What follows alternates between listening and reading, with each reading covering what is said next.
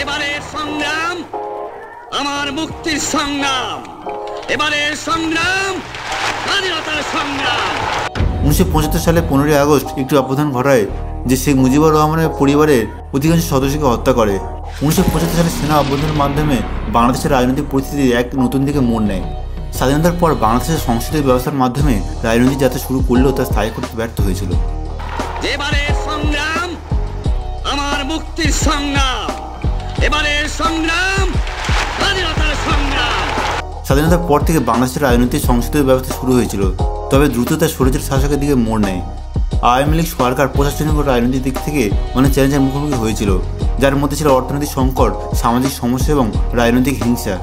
1971 সালের 16 ডিসেম্বর বাংলাদেশের স্বাধীনতা ঘোষণার পর দেশের রাজনৈতিক পরিস্থিতি একটি নতুন অধ্যায়ের সূচনা করে।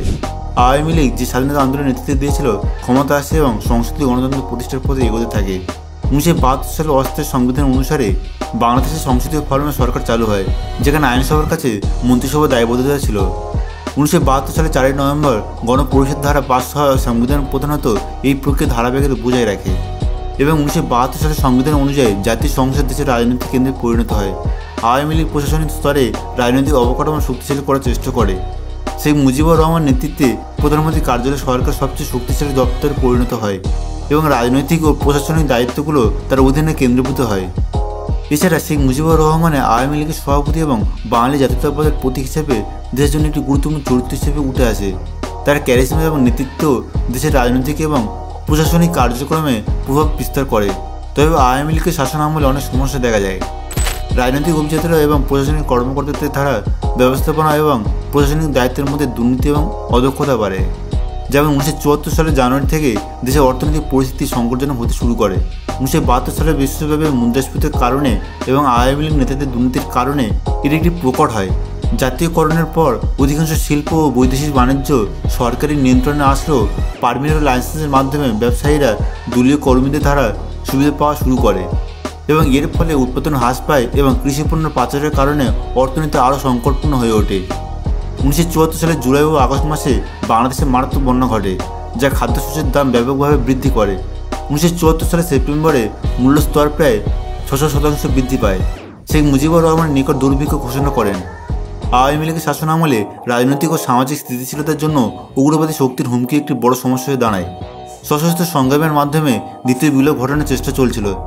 এসব উগ্র বিপ্লবী দল দেশে রাজনৈতিক অস্থিতিশীলতা সৃষ্টি করে, যা সরকারের জন্য একটি বড় চ্যালেঞ্জ হয়ে দাঁড়ায়। এছাড়া শেখ মুজিবুর রহমানের শাসনকালে একদিকে রাজনৈতিক শক্তি প্রতিষ্ঠিত হয়েছিল, তবে অর্থনৈতিক সংকটে সামাজিক অস্থিরতা এবং নিরাপত্তা সমস্যা ক্রমবর্ধমান হয়ে ওঠে। 1974 সালে অর্থনৈতিক সংকট এবং দুর্ভিক্ষে সরকারের দুর্বলতা প্রকাশ পায়। ফলস্বরূপ 1974 সালের 28 ডিসেম্বর শেখ মুজিবুর রহমান জরুরি অবস্থা ঘোষণা করেন। জরুরি অবস্থা আওতায় মৌলিক অধিকারগুলি স্থগিত করা হয় এবং রাষ্ট্রপতির ক্ষমতা বৃদ্ধি পায়। বিচার বিভাগ ও সংবাদ মাধ্যমের স্বাধীনতা বন্ধ করা হয়। তখন 1975 সালের জানুয়ারিতে শেখ মুজিব সংবিধানটা সংশোধন করে, যা একদলীয় রাষ্ট্রের ঘোষণা দেন এবং বাংলাদেশের কৃষক শ্রমিক আওয়ামী লীগ বাকশাল প্রতিষ্ঠিত করেন। বাকশাল গঠনের পর শেখ মুজিব কর্তৃত্ববাদী পদক্ষেপ নেয়। সংবাদপত্রগুলি সরকারি নিয়ন্ত্রণ আনা হয় এবং 19টি জেলা ভেঙে 61টি জেলা গঠন করা হয়। এছাড়া জাতীয় রক্ষা বাহিনী গঠন করে নিজের জন্য, যা শেখ মুজিব ক্ষমতায় কেন্দ্রীভূত থাকেন। এটি একটি সমাজতান্ত্রিক গঠিত হলেও তা শেখ মুজিবের সমর্থনকে কমিয়ে দেয় এবং মুস্তাক সরকার রাজনৈতিক দলগুলিকে নিষিদ্ধ করে এবং সংবিধানের সেই অংশ বাতিল করে, যা একটি জাতীয় দলের জন্য সংরক্ষিত ছিল। বাকশাল বিলুপ্ত করা হয়।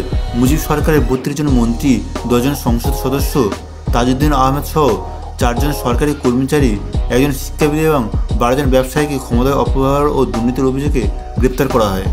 1971 সালের 16 ডিসেম্বরে বাংলাদেশের স্বাধীনতার পর আওয়ামী লীগ ক্ষমতা আসে এবং সংসদীয় গণতন্ত্রের প্রতি প্রতিশ্রুতি দেয়। 1972 সালের সংবিধান অনুযায়ী একটি সংসদীয় সরকার ব্যবস্থা চালু হয় এবং রাজনৈতিক অভিজাতরা গুরুত্বপূর্ণ ভূমিকা পালন করে।